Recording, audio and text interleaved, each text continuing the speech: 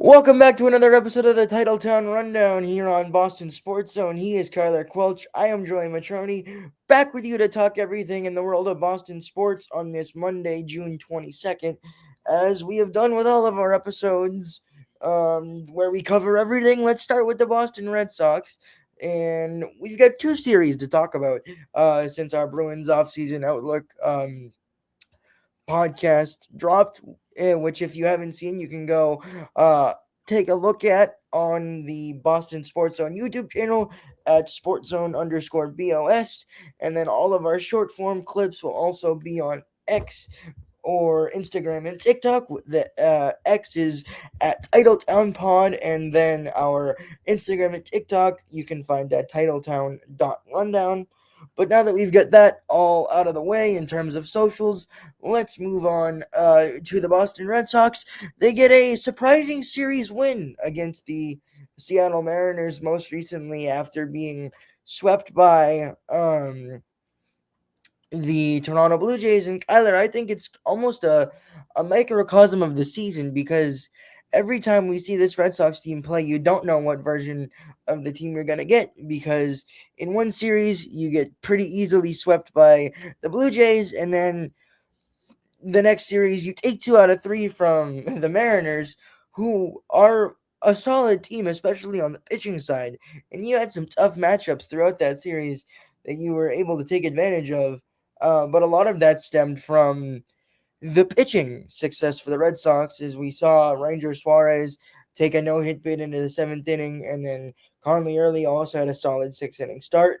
In the loss, it was Peyton Tolley, but he also had a strong 6 innings, only allowing 3 runs, so right in that quality start line, and it just became another episode of the Red Sox season where they don't get enough run support to back up solid pitching.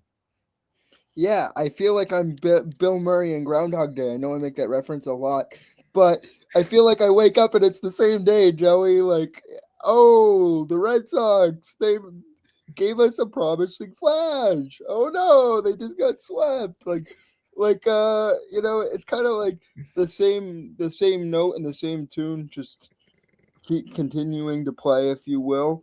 But here's my thing, Joey.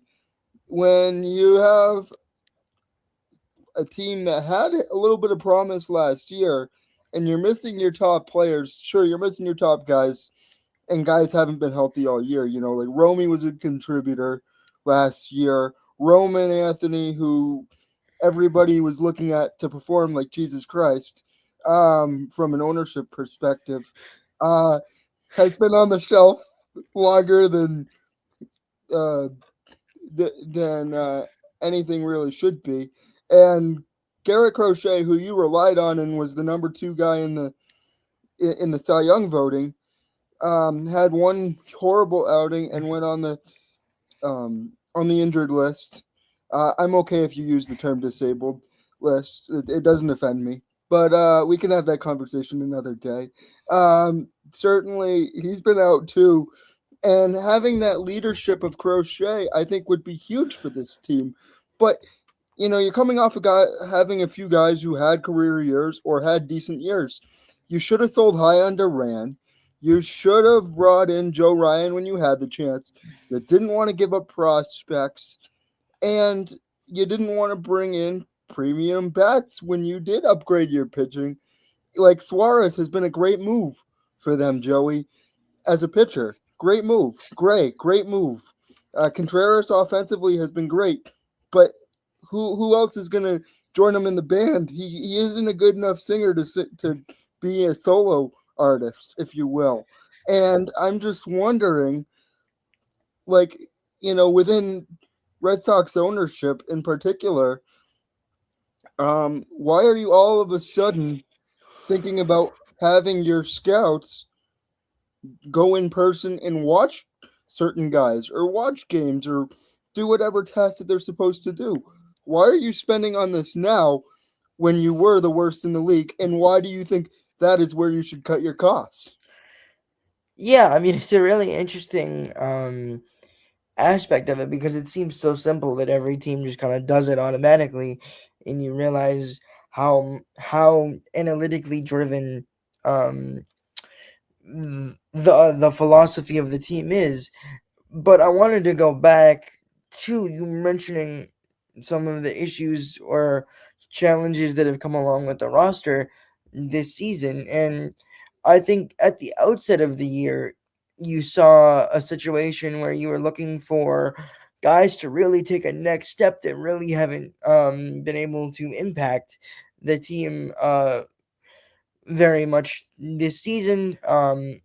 Christian Campbell, who made the opening day roster a year ago, is still down in Worcester and is, I believe, just hitting above 200. So he's not really tearing the cover off the ball or shocking the world in what he's doing.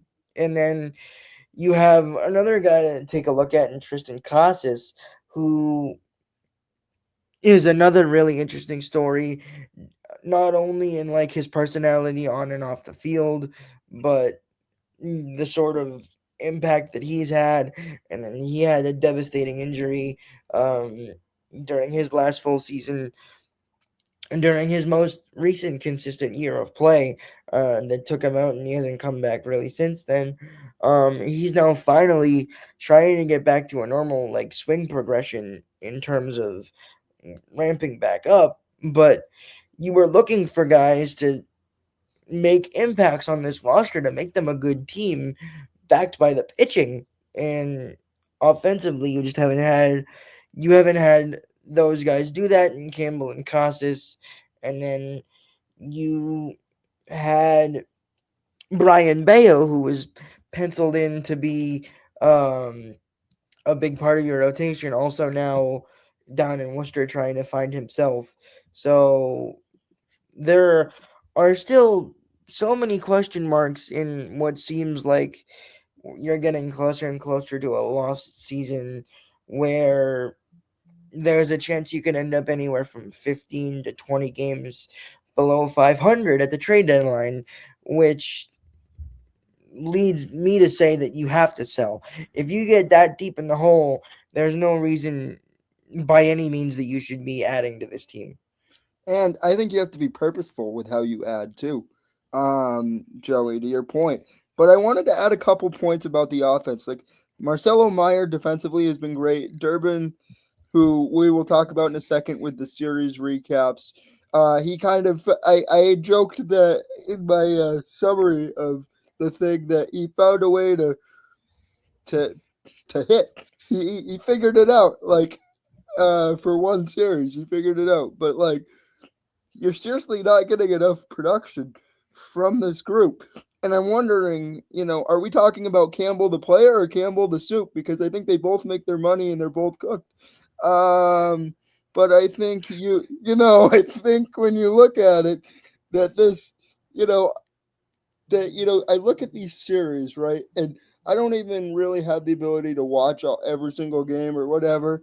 But when I do listen to the games, or I do these series recaps where I kind of like look at what happens and whatnot. Just following the team from a rear view mirror, if you will, I just kind of notice how it's just the same thing where guys aren't getting developed, guys don't have confidence, and I think it's more of a lack of leadership and a lack of accountability than it is talent. Like I know what Brian Bayo can do.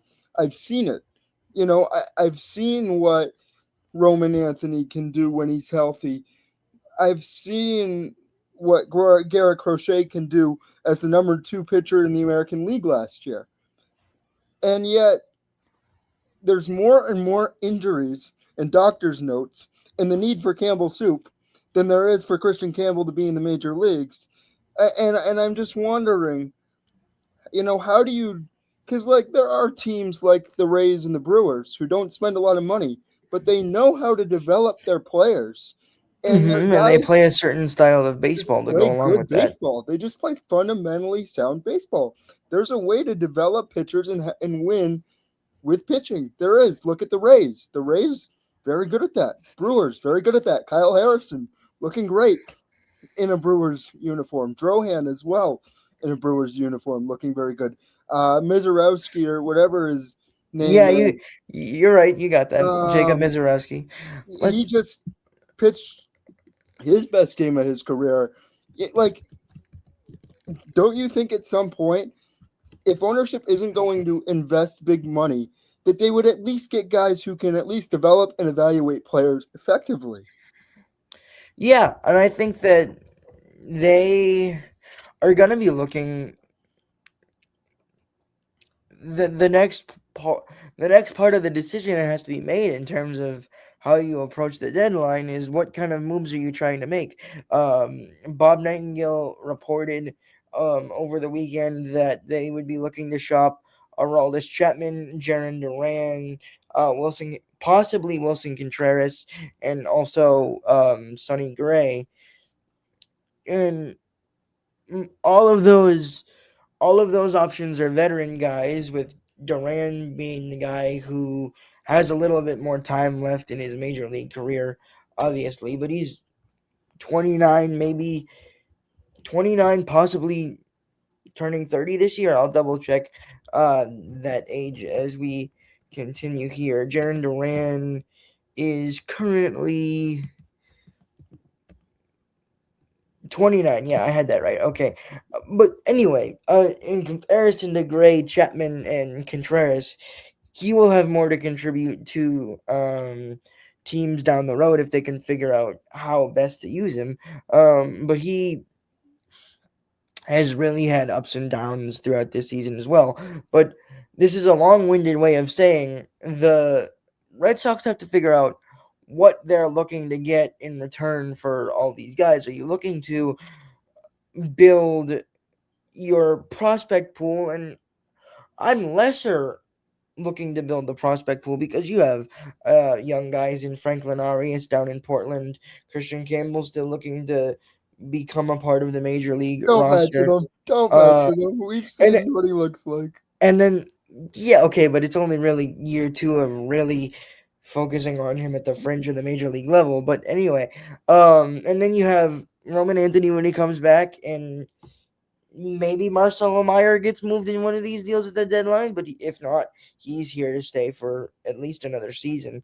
Um, so my my point in saying all this is the Red Sox should be looking for guys to at least have guys that can fill out the rest of the season in terms of guys that contribute at the major league level, rather than just getting all these younger guys and prospects that you don't really know exactly how they're going to translate to the major league level. You want to have guys that have at least played a chunk of time at the major league level to have an idea of what they can contribute. Yeah, I agree with you, Joey. I'm just picking on you a little bit. Um, but and that's out of love. It's not anything anything bad. But I will say this: how many times do we have to retool on prospects before we get a championship in Boston? Like, come on now. Like, we need, like, this isn't Oakland here, or sorry, Vegas. Excuse me. They played in all these Soon, different cities. But anyway, soon to be Vegas. you know, yeah, you're taking a gamble by doing that. But I do think that, you know, the way, the way I would look at it if I were ownership, can I get a prospect that I could possibly trade for some bigger names? Or can I get a guy who's major league ready? But either way, you need to be willing to part with the majority of the roster in the off season, not in the trade deadline. Like, I wouldn't trade Marcelo Mayer now, but would I trade him for a Ketel Marte at second or a different shortstop? Sure. which which they probably could have done this off season, quite They should have frankly, done this offseason. because because it would have been Marcelo Mayer, who's been around 200, but more consistently recently below 200, outside of a couple hot stretches, and then Connelly Early, who is fun to watch as a pitcher, I must say, but he's been up and down. Obviously, he had a good start against Seattle, but he's had some struggles in a couple previous starts. So Yeah, I think that you'd be willing to accept the ups and accept the departure of Connelly Early this past offseason if you knew you were getting the consistent offense of Ketel Marte, who this season is he's been ripping it up. batting 259 with 12 home runs, 46 RBIs, and 76 total hits. With an let me with an OPS this season of 765 and just above the league average in OPS plus at 110 as well. But that's a move that you make if you're a winning team. You have to be able to. I said this about the Celtics before the show too. Is that you have to give up something to get something. You always do. You have to get a little uncomfortable. And you know, if I'm ownership right now, which I do talk about ownership a lot, but it's true. They are responsible for the accountability and responsibility of this team. And, there are people that are worse than you and I are about ownership. But I'll tell you this, growing up, I went into the broadcast booth um, in Boston and with John and Jerry one time. And I also threw out the first pitch. And those were, prime years when they were, making the playoffs every year or close to it. And, um, and it's kind of sad to see how ownership has played out. They got rid of Larry Lucchino, who was the CEO, who used to go to all these like charity events, and he also used to make sure that they did put a good team out there, and if they did have a down year, they would invest. And John Henry, when invested, is a good owner, but I think he is starting to wake up to this. But my thing is, if you get another guy who sits behind the computer and goes y plus mx equals b, um, you Y know, equals a yeah, y equals mx plus b, the slope equation, if you will, it doesn't equate to it doesn't equal success. You have to look at how these guys handle situations. Do they handle pressure? Are how they, how do how do they how are they going do? to handle being in the lineup every day? Yeah, Like you have to look at those intangibles. Yeah, are you, is this guy a good base runner? Does he make good baseball decisions? Just like in hockey, do you have the hockey, the baseball sense, the head for the game, not just the skill? Because you know what? Because you and I could go out there and put up some numbers, Joey. But if they didn't know we they were wouldn't disabled, they wouldn't know that they were screwed defensively. And I think it's they wouldn't be good numbers, but we'd be putting up numbers. no, we'd be putting up no, but offensively, I think I could still drive a few runs in, but my defensive metrics would be horrible. Um, I'll tell you that. But because I can't really use my legs that well. But beside the point, I think that I joke about this, but winning organizations use analytics, but they also rely on what their eyes tell them within those analytics or within how the people are actually playing. The Dodgers, Yeah, for example, those first couple of years, they used to take guys out too early. Now, I think Dave Roberts is starting to figure it out, and Aaron Boone was kind of the same way when he came in. But now they seem to have a good balance. yeah. And and I think you do need to have analytics as much as I pick on it. But as a Red Sox fan, let me say this. No championship, no party in honor of my my Scottish heritage. Um, I will not be jumping up and down until we get back to making deep playoff runs. Yeah, I mean, I feel the same way. I mean, I consider it an improvement if they are if they would be periodically getting better. So say last year they got bounced in the wild card round and they make it to the ALDS. Then maybe in 2020, like similar to 2021, you make a run to the ALCS and then things like that. And then you eventually get over the hump to the championship, similar to the Celtics did in 2024 after losing in 22 to the Warriors. But it doesn't seem like there's much of an upward trajectory. That's a tough There word. you go. Tra- Trajectory. trajectory. Um, when it comes to the Red Sox. And I think it's because you're not getting a consistent result. And to finish up, like you said, we'll go through a quick recap of how the Mariners series played out. Eh, They won. oh, sorry, Joey. One No, go thing that I ahead. really wanted to point out is like when there was like a like kind of like I was doing the analysis thing for the Blue Jay series. I saw that there was 26 guys left on base for the Red Sox. 26 in Yeah, 3 games. in their shutout loss, specifically in that Blue Jays series, they walked 7 times and left 13 guys on base just in that game alone.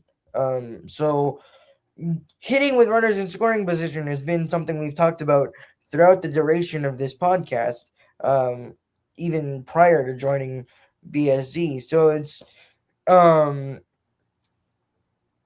it's been a there's been a number of stories that have stayed the same all the way throughout. But to finish up, like you said, Tyler, we'll go through a quick recap of the 3 games in Seattle, and then we'll preview the next one. That will be a series against the Colorado Rockies. So two of the league's worst teams going at it to decide who's better, but also who might be the worst team in the league. So that should be an interesting one to watch, despite the fact that it might not be great baseball that we see. But the Sox get the opening win in Game One against the Mariners by a final score of 6-2. As we mentioned, Ranger Suárez took a no-hit bid into the 7th inning. He was taken out after that hit, and Josh Naylor was the one to break that up. Caleb Durbin continued his hot hitting with a home run in that game, and the Sox added on in the later innings to ensure a victory in that one. They won game two by a final score of 5-1, with Connelly Early getting the win on the bump.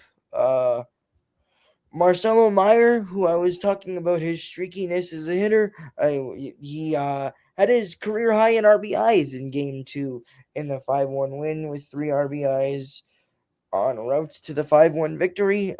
Conley Early finished the day only giving up 2 hits and had 7 strikeouts. Willier Abreu also had 2 RBIs in that one with a 2-run home run to give the Red Sox their initial lead, and then they didn't look back.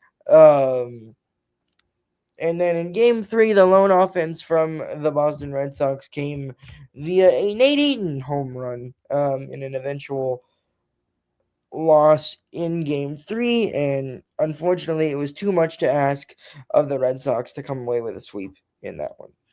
Yeah, and what I think is pathetic about it, and I said this in my notes, is that the guy who hit a home run is a guy who's between the minors and the majors. Like, like certainly he's a good utility player, but how come like my point is this: how come we have to rely on guys like Mickey Gasper, Nick Sogard, and Nate Eaton, who are up and down guys? They're not very consistent.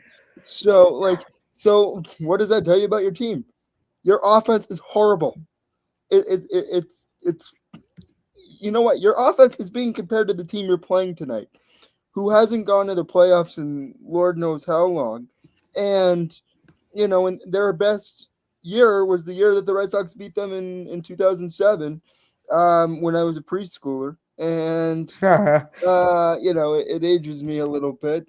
And it's just like they haven't had a team like that since. And really, and they used to have better teams, but they've been in the basement for a while. And when your offense, as a big market team who's playing small market, is being compared to the worst team in the league, that is unacceptable as a Red Sox fan.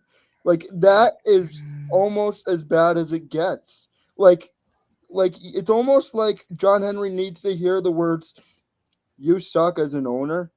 And that's as far as I'll go with that. But it's true. Like to let that get that bad and not be proactive and go get guys who know how to hit under pressure. They haven't had that since David Ortiz, Dustin Pedroia, those Mookie guys Betts who would be the played like that. closest Mookie, guy. yeah, absolutely. Mookie trading Mookie Betts and letting Kyle Schwarber go is the latest version of that. But honestly, put David Ortiz out there. I think he can still do it. Yeah, I mean it's funny that you mentioned some of these guys because I happened to be out over the weekend and just like talking to people I was around about the Red Sox on Friday night, and there was a gentleman who happened to mention that he still hasn't forgiven the Red Sox for giving up Mookie Betts. So some of the for trading Mookie Betts, I should say. So some of that disdain still is around in Red I think the Sox real Nation. fans are disgusted by it. I think you see so many times, Joey, and I've Hmm. heard it from other fans. I was in Boston a couple weekends ago, and I heard from one of my friends' dad that I would rather watch hockey because what they charge at these games and for what they put into the actual team is disgusting. Um, and it's just it's hard to see the fans so upset. And yeah, you'll always have the older guys or the guys that or the Tyler Millikins of the world who will always watch, the Joey Matronis who will always watch. Yeah, But you're right. that's what they're banking on. And that's what makes me so angry in a sense. Not that you watch, Joey. Like I love that you watch. And I love that you're dedicated and I always will follow it too. I hate to admit that. Uh I but we're at a time where it's like we need to boycott it to make something actually happen. Like I feel like there's been no urgency up to this point, and I think John Henry will do something now.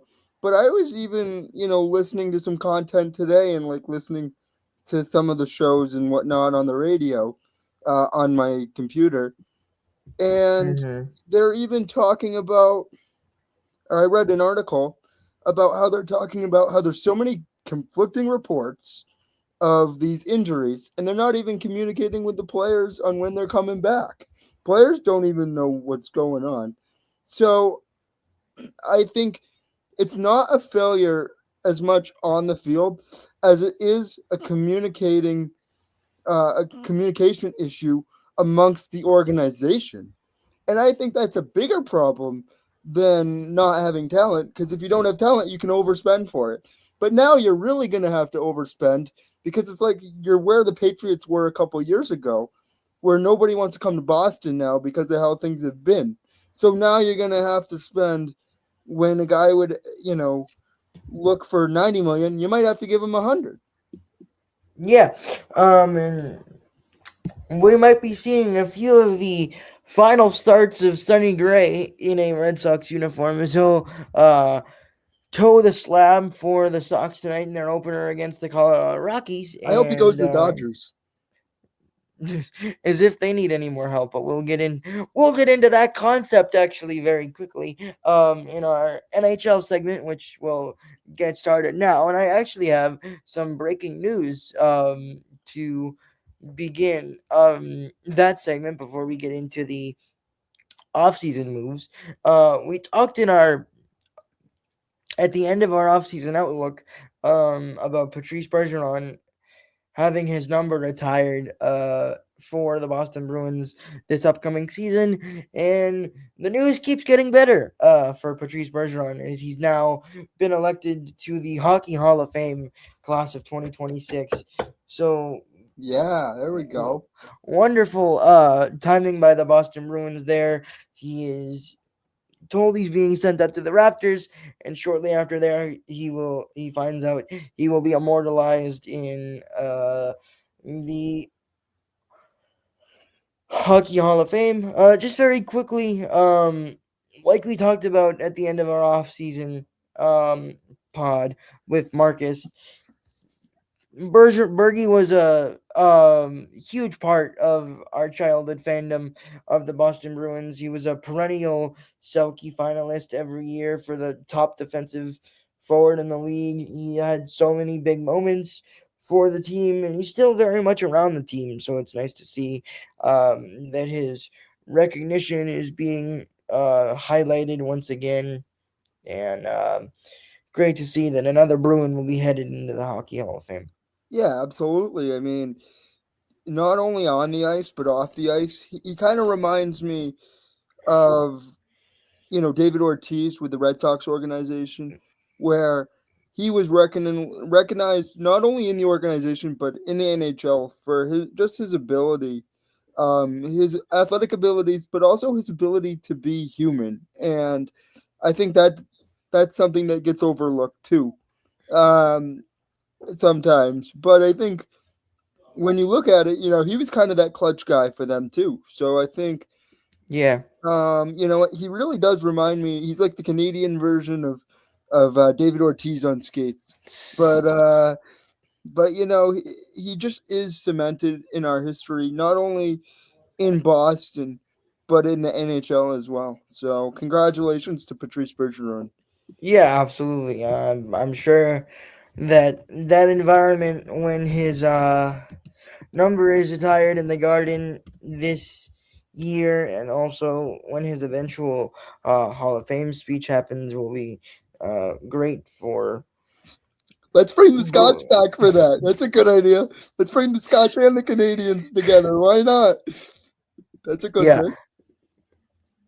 All right. And now we'll get into the off-season moves of the past week or so. The first one being Darren Radish, who was another top name in the NHL. Off-season discussion was traded to the Toronto Maple Leafs for a fifth-round pick. And then post-trade, he was signed to an 8-year contract worth 68 million overall, with an 8.5 million cap hit. And with the Toronto Maple Leafs having the top pick in the upcoming NHL draft, this is another way to bolster their roster around what we can only assume will be Gavin McKenna coming out of draft night on Friday. Oh, it will be. Um, there's no and if or but. He's the No, best. there isn't. He's the best player on the board, and if I'm Toronto, I either trade that pick for a Connor McDavid or somebody really rash, If or, that or were to or I'm happen, yeah. selecting him. Yeah, This I'm is taking why that. I'm upset Yeah. that first rounder was conditional, and when Mm, because yeah. if it wasn't protected, I'm telling you, if that thing wasn't protected, we'd have get Gavin McKenna.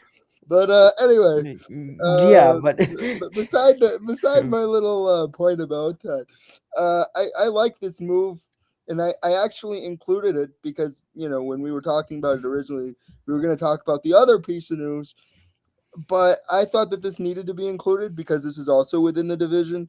And what's interesting is these teams are making trades within their own division.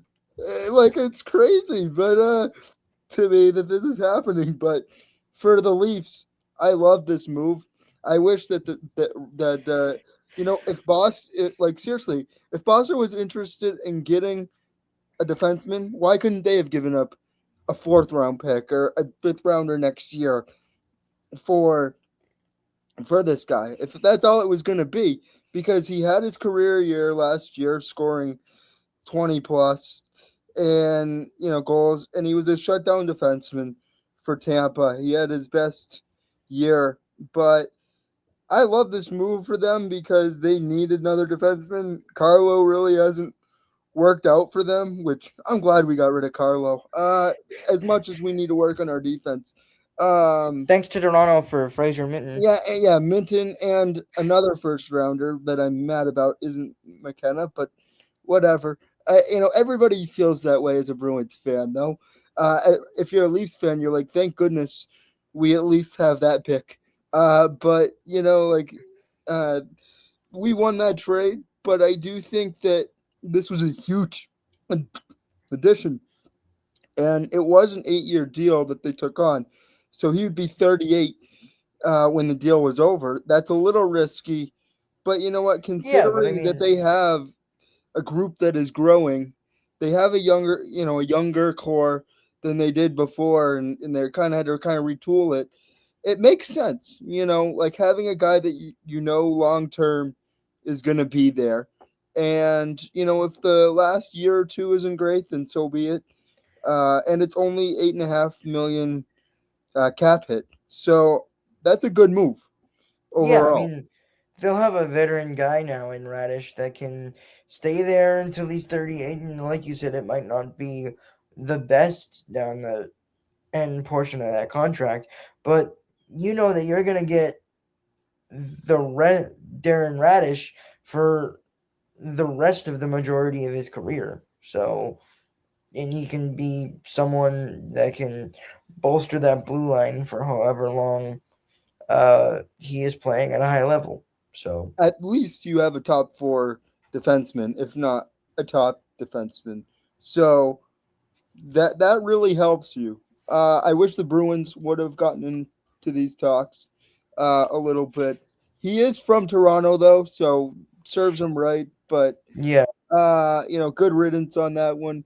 But yeah, I mean, good job by Tampa too. Like they cleared cap space by doing it because they were going to Yeah. have to pay him that much money, and I feel like they probably want to use that money elsewhere. So, they'll have to pivot a little bit because they have some bigger guys that they're locked into. So they're going to have to be creative.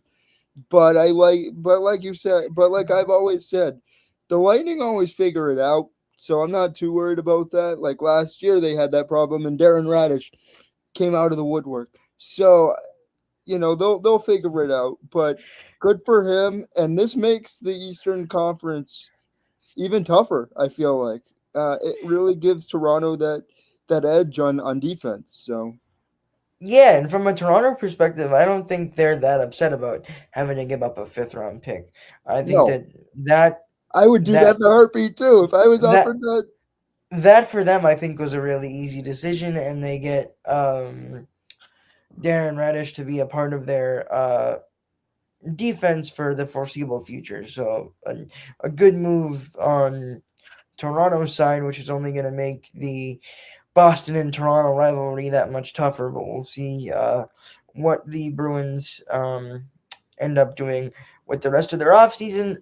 But the other big move that came out of the NHL came yesterday, which was the move from the Ottawa Senators to send Brady Tkachuk to Florida, and he will now be playing alongside his brother Matthew. And my initial reaction to this move when I saw it was yes, I wanted Florida to be that much better. I mean that sarcastically, meaning that they didn't need to get that much better. But they Yeah, they want, did. I'm joking, but Joey. I'm but, joking. but they wanted the move, and they were upset being out of the playoff picture with the amount of injuries that they had this past year, and they want to be right back in the mix. after Carolina finds themselves on the top of the hockey world, they want to go back to competing in that Eastern Conference right again next year. Yeah, and like we joke around, Joey. Like I'm messing with you about how they needed to get so much better. They've already proven that they've already won two cups, and I know everybody says, "Oh, I don't like Florida, whatever." I think it's great for Florida. Good for them. You know what? I'll root for Marchand while I'm at it. Why not? Yeah, exactly. Like if Marshy wants another cup, Marshy gets another cup. I don't care. But what I do think is interesting about this trip. Oh man. All right. What I think is interesting about it is several different things. They're like the Dodgers of the NHL. They just keep adding, and you wanted to kind of make the point of you made the point about the Dodgers. I thought I'd connect that. Um, and I also think that when you look at a guy like a Chuck, he's such a quality player. He had a full no trade or a full no movement clause or like no trade clause. So he basically got to pick where he went. And of course, his brother is this guy by the name of Matthew with the same last name, Kachuk. And they played on Team USA together. And it's no shocker that they want to play together. And and they're both, getting older now.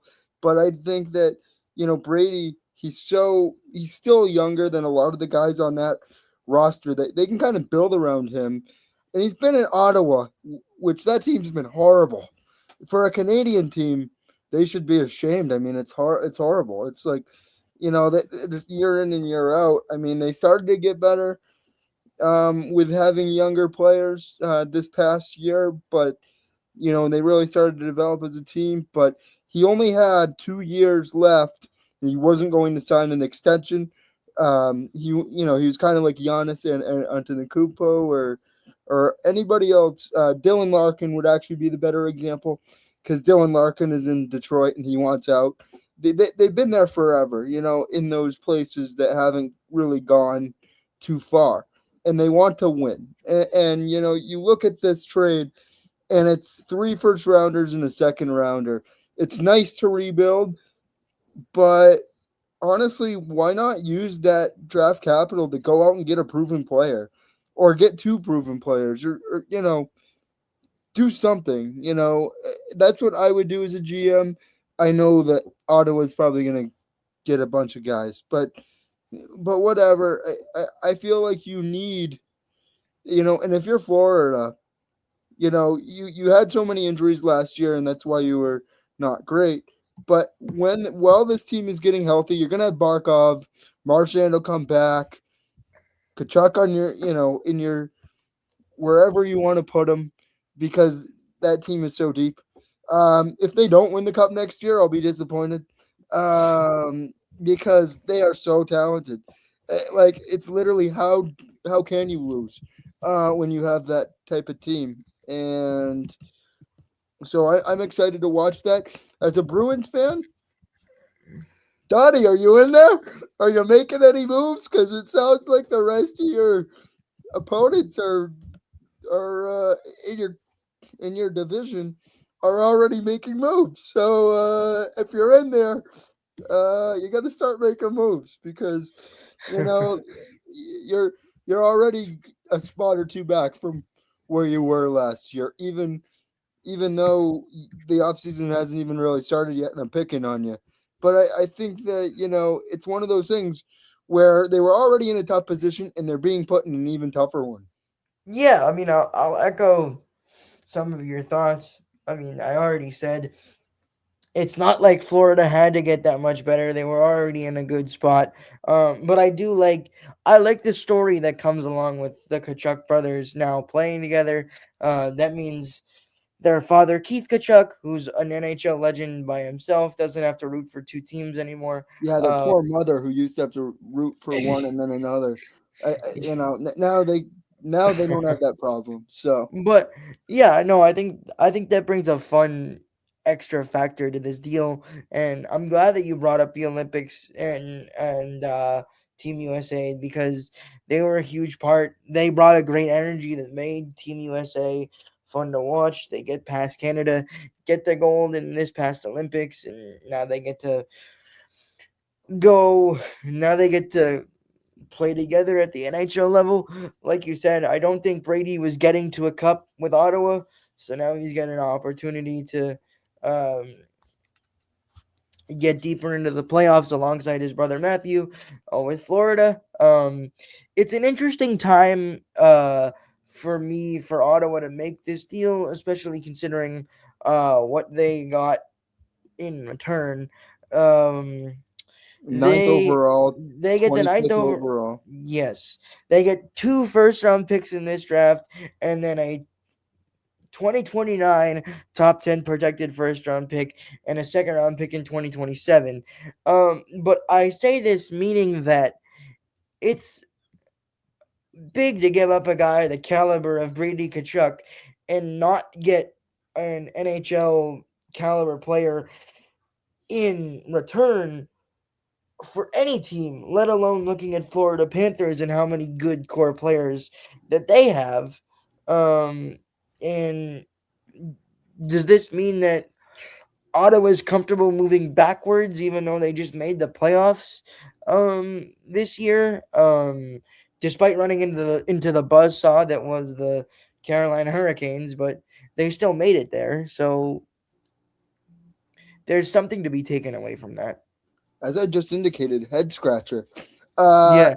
it's like you make the playoffs. Oh, we want to go back to being the worst team in the NHL again, even though we just, I think they do have a plan though.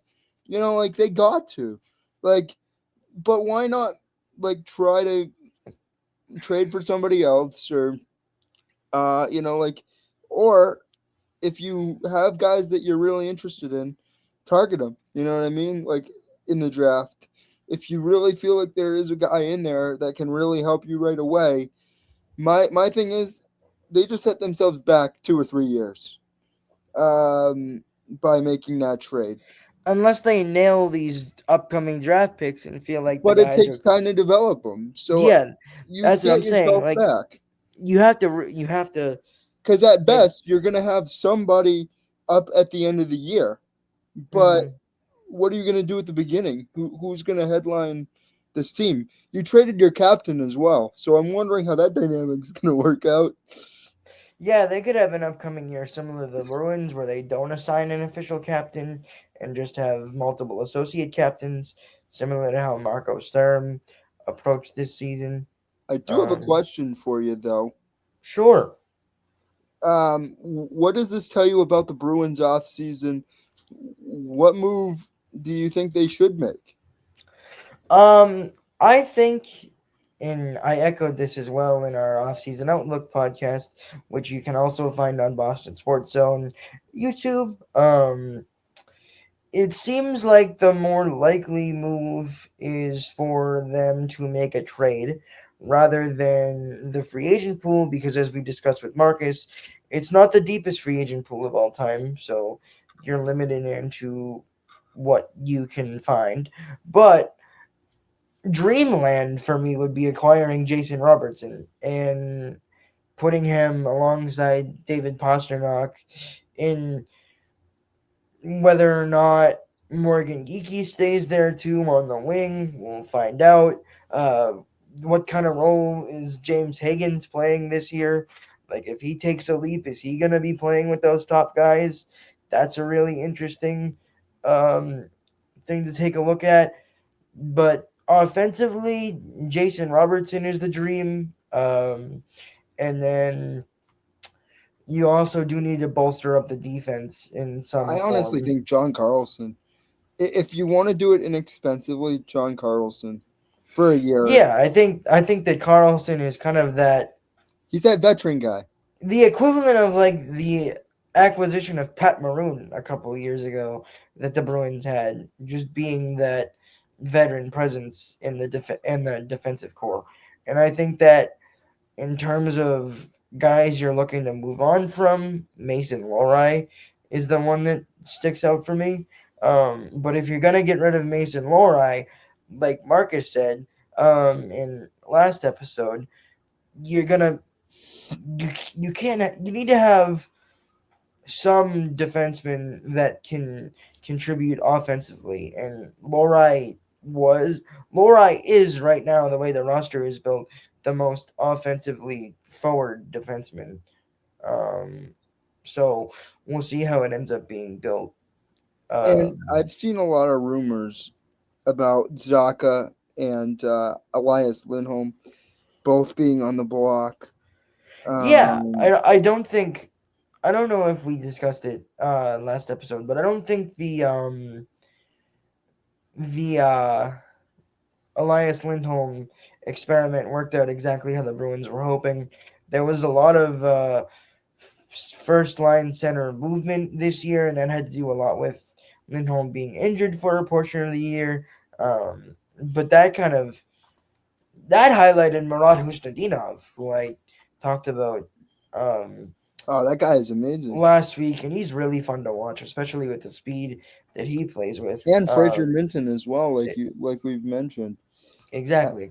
So there are some interesting people to or guys to keep an eye on with this Bruins roster, and adding an established guy like John Carlson or Jason Robertson, I think, is only gonna help in the end. Both. They need both if they really want to compete. Are they gonna get both? Probably not, but we'll have Not, to but see. I'm telling you, peak has reached his peak, and he's gone anyway. Uh, but it's like, okay, the bottom of that defensive group, if you will, really does need help. And you are a little bit away from things, and you are going to have to develop guys like Haggins, and you're going to have to wait on guys like Letourneau, or you're going to have to turn him into something, if you will. Yeah. Or let him turn into something, if you will. Try to play off the name, but it's Let him. and Hagen's better not leave it Hagen. You know what I mean? Yeah. But I think that it is a younger core, and you're gonna have to be patient. And unfortunately, they're not in Florida mode where they can just give up draft picks and just go all in. Like they're not at that point yet. It stinks, but that's just where you're at. You know. Yeah, I mean, looking at the defensemen now, they have some other younger defensemen in Jonathan Aspero and Henry Yoki Haru, um, Tough one. who who haven't been playing with the Bruins for that long. Obviously, Aspero is up and down between Providence, but found some more consistent playing time this year at the NHL level with injuries. But you'd And still be a then defenseman or two short with that, in my opinion. yeah, I still think there are upgrades to be made, but you don't know what kind of jumps that those guys could make. But we won't know until uh, the season gets going. And we also had announced today to finish out the Boston Bruins preseason schedule get released. Let me pull that up so I can get everything we need in terms of that. Feel free to hop in, Kyler, for a moment while I figure out where I'm going with this. Oh, you're muted again. Sorry, I'm talking to myself again. Uh, it's great when I talk to myself. I like to hear myself talk sometimes, but I think you are right, Joey. Well, we do have to be more patient, but I also think there's going to be a time when you do give up some of these guys. I just don't think you're there yet. Like I don't think you're even at that point. Unfortunately, fortunately and unfortunately, you did well this year by kind of expediting your rebuild, if you will. But my thing is, by doing that, it it makes it so it's tougher to build, and teams in your own division are already getting better. You saw the Maple Leafs do it, and then they're going to keep doing it with getting McKenna, who I wish we were getting, but oh well. uh I know Joey's gonna be like, stop talking about him. I want that guy. But I want him. I take Austin Matthews right now if he gave me him right now too. Yep. But um, it's one of those things where I look at it and I say, you're not there. The Leafs added Radish, and then Florida said, "Good luck, NHL," because we're gonna win another cup. And not only that, we're gonna add a player that we can build around in the future. So good luck, and that's just a smart move. Now they're not gonna have a lot of first round picks. They don't need them right Yeah. now. And when they really do need assets, they could probably try to move on from some of the guys that they have. So, but they're not at that point yet. They got a Yeah. couple of years. And just to finish out those thoughts, as I said, the preseason schedule was announced earlier today. The Bruins will play 4 preseason games, 2 against the Capitals and 2 against the Flyers, spanning from September 20th to September 25th, as this will be the first 84-game regular season in the NHL. So that's why we've got a shortened preseason. Yeah, I was gonna say Um, that's short. But with the extra 2 regular season games, that's where the shortened preseason comes in. Yeah, so basically 2 more games are gonna count. Exactly. And now we'll get into some of the other off-season news for Boston. This being the Boston Celtics.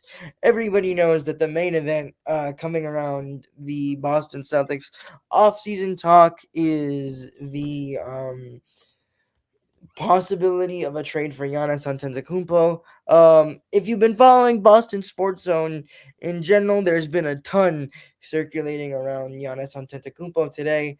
Um, the most recent reports that we have are that Giannis will be traded within the next 48 hours as of yesterday before the draft.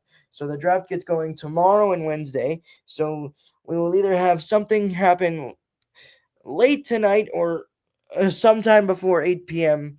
When the draft gets going tomorrow. And Shams Charania, the ESPN NBA senior insider, was on NBA today earlier this afternoon, and he said that Giannis has committed to the Celtics that he would be willing to sign a long-term deal for the Boston Celtics if he were to be traded there. But the other team that's along in this mix is the Miami Heat. And part of me thinks that there is something that is connecting Giannis to Miami. I don't know if that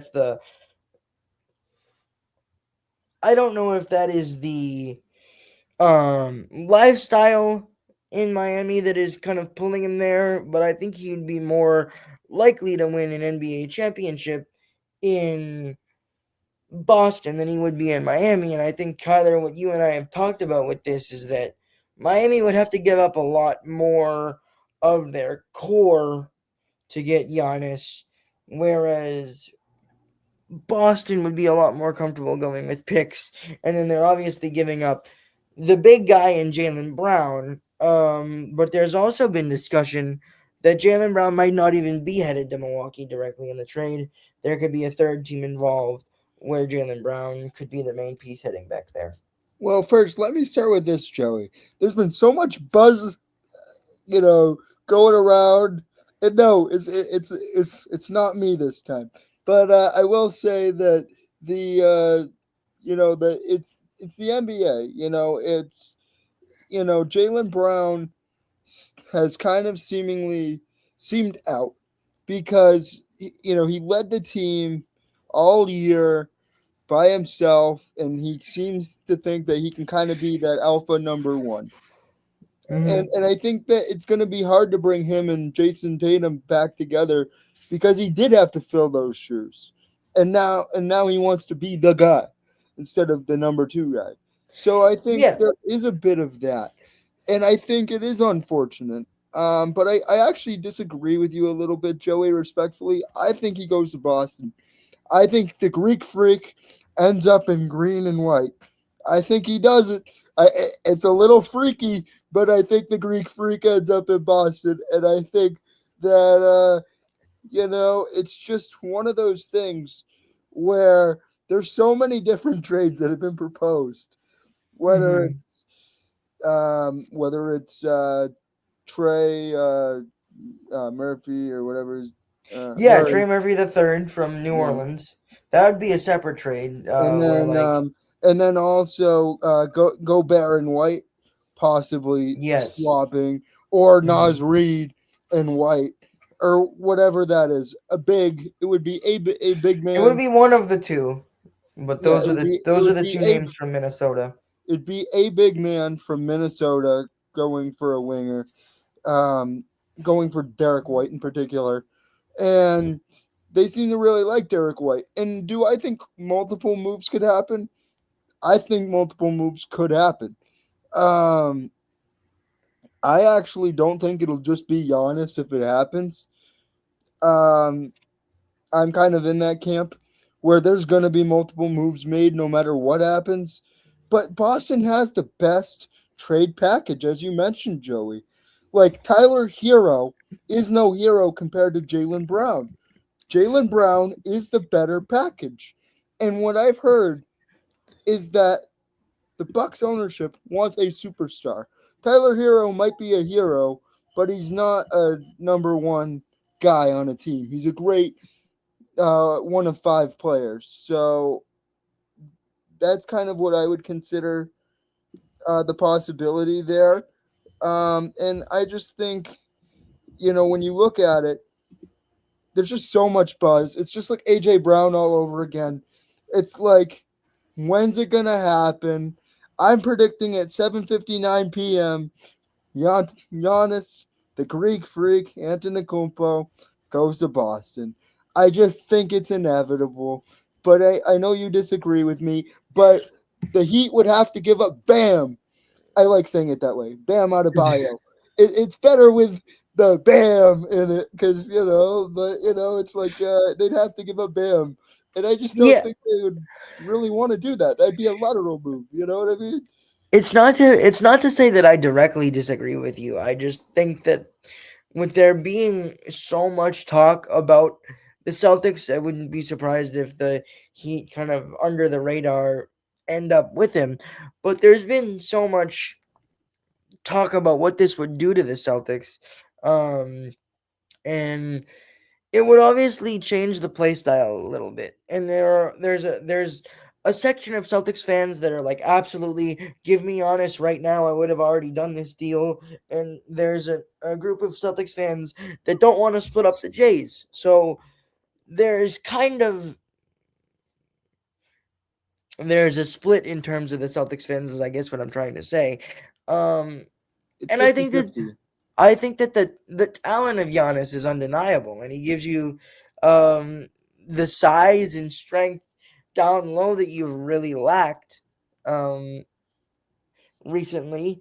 But I also think that the scoring ability of Jalen Brown alongside Jason Tatum when they're on the floor together is a reason why they won the 2024 NBA Finals. Jalen Brown was both Eastern Conference Finals MVP and Finals MVP. And it's an interesting it's an interesting debate to have on whether or not um I think what I'm trying to say is I'd be fine either way. I think that they can be successful keeping Brown and Tatum together, but I think that Giannis is such a great player that you can convince me that they will have equally as good of a chance to win a title with Giannis than with Tatum and Brown. I think they're talented, and there's no denying that, Joey. And I think either way they're going to be fine. My problem is actually the coach and the way that they play more than the actual talent itself. Like the chuck it up and pray uh, three three and chuck it instead of basketball. Three and chuck it ball instead of basketball doesn't work. You have to play basketball where you get it in the basket. And it just to me they're a little reliant on chuck it ball than they are basketball, and that's a little bit. I think Giannis would really change that dynamic where it would be a little bit more to the rim basketball. My only thing is, I really do like Jaylen Brown in the clutch. He's a lot more durable. He's tough. Plays great defense. Like that is a player you have to give up, and I hate to give him up. But if you want to swing, go down swinging and try to win another championship, this is a move. Yeah, He's only 2 years older than Jaylen Brown.